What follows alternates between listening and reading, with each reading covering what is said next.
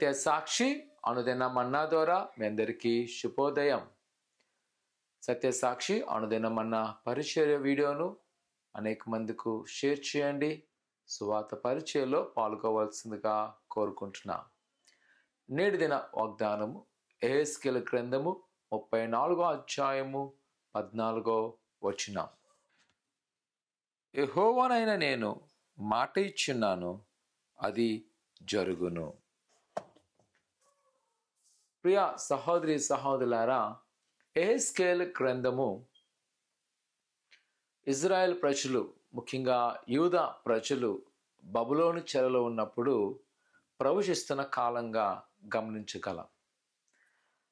అయితే కొన్ని మాటలను మనం చూసినప్పుడు ఆయన ఎంతో కోపముతో చెప్పుతున్న మాట ఏంటి అంట, తన ప్రజలు ఎప్పుడైతే అతిక్రమముగా ప్రవర్తించున్నారో వారికి వారే ఆ శోధన వారు ఎదుర్కొంటున్నారు.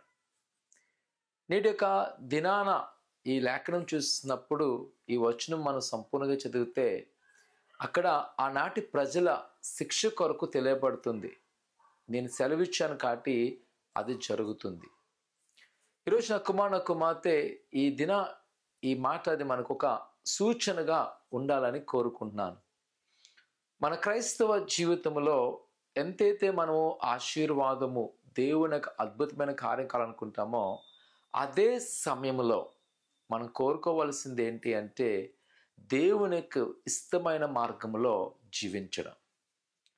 ఈ ఉదయకాల సమయంలో దేవుని యొక్క వాక్యం ద్వారా నేను బలపరుస్తున్నాను. ఆయన ఒకవేళ మనం హెచ్చరించినట్లయితే, ఆయన ఒకవేళ తన వాక్యం ద్వారా మనతో కానీ గద్దించినట్లయితే, నా ప్రియ కుమార్తె ఆ గద్దింపుకు లోబడు. దేవుడు ఏ విధంగా అయితే నేను జీవించమంటున్నాడో, ఏ విధంగా అయితే నువ్వు ఉండాలని ఆయన ఆశ కోరుకున్నాడో అట్టు విధంగా ఉండడం చాలా మంచిది. ఎందుకంటే యాకోబు భక్తుడు 1వ అధ్యాయం అంటాడు, మనము శోధించబడిన కారణం ఎవరంటే మన అతిక్రమములు. ఈరోజు మనకు మనమే శుద్ధీకరించుకొని ప్రభువు దగ్గర క్షమాపణ కోరుకుని అడుగుదాం. ప్రభువా, నా పట్ల నీ మంచి ఉద్దేశాలే నెరవేరాలి, నీకు వ్యతిరేకమైన క్రియలు నాలో తీసివేయని ప్రతి వారు కూడా ప్రభు దగ్గర ప్రాయచిత్త ప్రార్థన చేసుకుందాం. పరిశుద్ధుడా, దేవానికి వందనాలు. ప్రభువా, ఆయన నువ్వు ఇచ్చిన మాట ప్రకారం జీవించుటకు మమ్మల్ని భద్రపరచండి. ఆయన కేవలము నీ బిడ్డలైన దీవెనే కాదు కానీ సరైన మార్గంలో ఉంటకు సహాయం దయచేయండి. సరైన ఆలోచనతో వాళ్ళు నింపబడుతున్న దేవానికి వందనాలు. నీ కృపాక్షేమలతో బలపరచండి.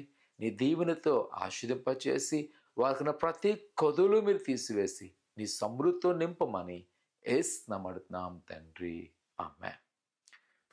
కుమార్తె ఆయన ఆజ్ఞలో పడి ఆయన ప్రకారం ఉన్నట్లయితే ఆయన మన పట్ల గొప్ప కార్యం చేయను గాక.